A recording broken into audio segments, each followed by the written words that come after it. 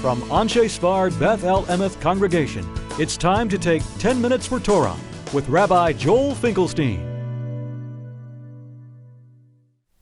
Welcome to our discussion of Parshat Matot Masei, Moshe's successful leadership. I would like to challenge a theory that's become very popular at my own yeshiva, at Yeshivat Har Etzion in Israel. It was popularized in many of the writings online for many years. It was then popularized in the Torah Etzion volume on Bamidbar, and in my Rebbe Rav Meidan's writings on Bamidbar as well. There, many writers, many contributors to these different venues have claimed that Moshe Rabbeinu failed in his leadership, and he needed to be replaced by Joshua and others, and that's why he did not continue to lead the Jews into the land of Israel. Their main argument about his failure in leadership is that in a number of cases of challenge that he faced, he fell on his face. He fell on his face in the challenge of the spies. He fell on his face on the challenge of Korach, Vayipol al panav, or Vayiplu al panehem. Moshe and Aaron fell on their faces. The story of the Baal Peor, the story of Pinchas, at the end of Balak, also he fell on his face.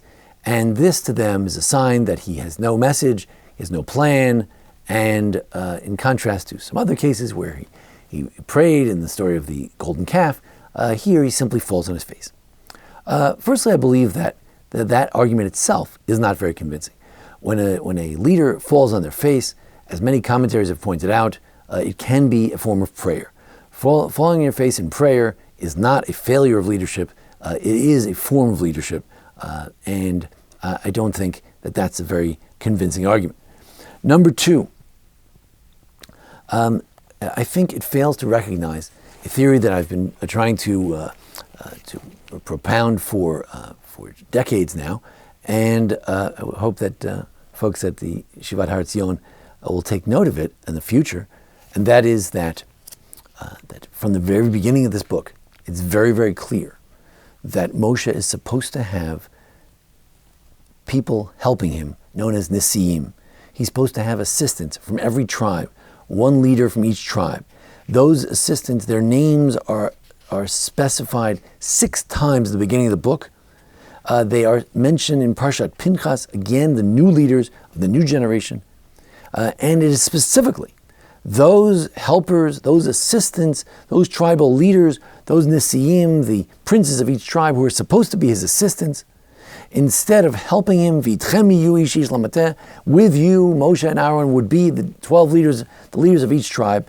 Instead of helping them, they were the ones who were the troublemakers in the story of the spies. That's Korach. That's what they were known as in Korach. And Kulam Anashim Rashei Alfei Yisrael Hema. In the story of the spies, they're all special leaders of the tribes. So it is specifically the leaders who failed Moses, who challenged him, and my argument is that without the original plan, that with Moshe, V'itchem yiyu ish ish lamateh, the very beginning of words, the opening words of Bamidbar, without that plan being executed, without leaders from each tribe helping Moshe and Aaron, they are doomed. The notion that Moshe was supposed to stand up to the tribal leaders in the story of the spies in Shlach, or that somehow he's supposed to overcome the fact that 250 Nesiim leaders, tribal leaders and other leaders, family leaders, rose up against him in Korach, that he's supposed to stand up against them, it flies in the face of the vision of what the leadership was supposed to look like in this book. Moshe was promised that the leadership would be representative, there would be representative leaders from each tribe, there would be help. Just at the burning bush, there was supposed to be 70 elders, and in the end, he has nothing. It's him against everyone. My proof that Moshe is not a failed leader is that the moment that the vision is reinvigorated, the moment that we do appoint new leaders in Parshat Pinchas, the moment that Pinchas himself rises from among the ranks and begins to take action, the moment is a moment at which everything begins to function very successfully. To the contrary of Moshe being a failed leader, He becomes a very successful leader, as we've explained in other videos about Moshe's success in his final days. And let me outline it for you here again. Moshe is successful in galvanizing the leaders. Firstly, in Parshat Chukat, as after the hitting of the rock, the Jews seem to come to. There's Yisrael. There becomes something known as Israel. Israel conquers. Israel vows. Israel says Chatanu. They say that they have sinned. There emerges a people, aside from just Moshe and Aaron. There's an actual people, and they are actively involved in their part, and they play their part. And you have these daughters of Tzlafchad who want to have a part, who want to have a role. And when the daughters of Tzlafchad came, who did they come to? They came to Lifnei Moshe, Lifnei Anisim. They came to the leaders of the tribes. And at the end of the Torah, when the leaders of the tribes had a problem with the arrangement with Benot Tzlafchad, what do? They come to the Nesiim once again. They stand Lifnei Nesiim, Rashi Avot Livnei Yisrael, the heads of the families of Israel. Why do we have Parshat Matot? All the commentaries try to explain how come this parsha, of all the parshas in the Torah, it's addressed not to the Jews, to Bnei Yisrael, but it's addressed to the Rashi Hamatot, the heads of the tribes. I'll tell you why. Very simple. Because finally there are heads of tribes you can talk to. They are involved. They are the main people. They are, as we say, they're the main man. And you got to talk to them. If you have a law to give over, you've got to tell them about it, because they are actively involved. You have a war against Midian. There's a challenge. There's a problem. You know what you do? Moshe and Aaron, when they got mad at the Jews, they came with the Nesiim, because now things are working the way they're supposed to be. Moshe is very successful as soon as he has leaders. It's not Moshe's failure, it's the Jewish people's failure. That there was a failure of the leadership of the tribes. Moshe does what he can. He continues to pray, continues to lead, but he cannot lead without the Jewish people. You have to have followers. And it's not his failure, it's a failure of the people to rise up and be leaders with him.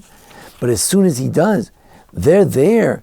The heads of the tribes, they take leadership as well. When there's a challenge from Ruvain, Gad, and eventually the half of Menashe, what do? They come to Elazar, they come to Moshe, and the Nesiei Haidah. They know that now there's a full leadership. There's a council of the 12 tribal leaders, the Nesiim, and there's Moshe, and there's Elazar, the high priest at this time, and that's who you go to. It's over and again. It hits us over the head over and over again. These are the tribal leaders. These are the people that will lead us. There's no question about it. And once we have these leaders, the leadership is very successful. And again, in Parshat Masei, we list the tribal leaders. Those from each tribe will be involved in giving out the land. So there's no question about it. The Nesiim play a key role.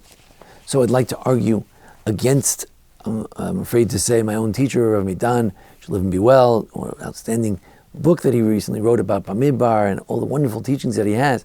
But I deeply disagree with this theory, and that propounded by so many of the other teachers at Yeshivat Har Etzion, Rav Waxman, outstanding Talmud Chacham, and so many others, Rav Liebtag, and all the other teachers of mine. They say that Moshe is a failed leader, and I would argue it's not Moshe is a failed leader. It's the leaders are failed leaders. There were no leaders. There's no such thing as one leader, and that's it. There's supposed to be tribal leaders. If we don't see that later on in Jewish history, that's their problem. That's Joshua's fault. That's the leaders of Israel's fault. But there's supposed to be tribal leaders. As a matter of fact, perhaps that's part of the vision of David and of Jonathan, that he would be the head of Israel, the king, and then Jonathan would be in charge of the other tribes, some of the other tribes. There need to be other leaders. It's not a dictatorship. And once Moshe is able to get this second tier of leadership going, there is tremendous success, tremendous functionality It's unbelievable what happens. From starting with Chukat, a brief problem at the end of Balak, but solved by Pinchas, one of the leaders who rose up and showed that there are other leaders aside from Moshe. And by any crisis you had from here to the end of the book, there's Israel and there are Nisiim, there are leaders. Once you have that, Moshe can succeed. Moshe did not fail. The leaders of Israel failed, and with that they brought Moshe down with them. As soon as he had tribal leaders, could not have been more successful. Why he didn't lead us into Israel? It's a different question. It's a mystery. What's wrong? They're hitting the rock, the other complaining, Balotcha, whatever it is. But failed leader, absolutely not. Moshe was a great success. What failed was a system of Nisiim, and once that system was restored, what a magnificent success.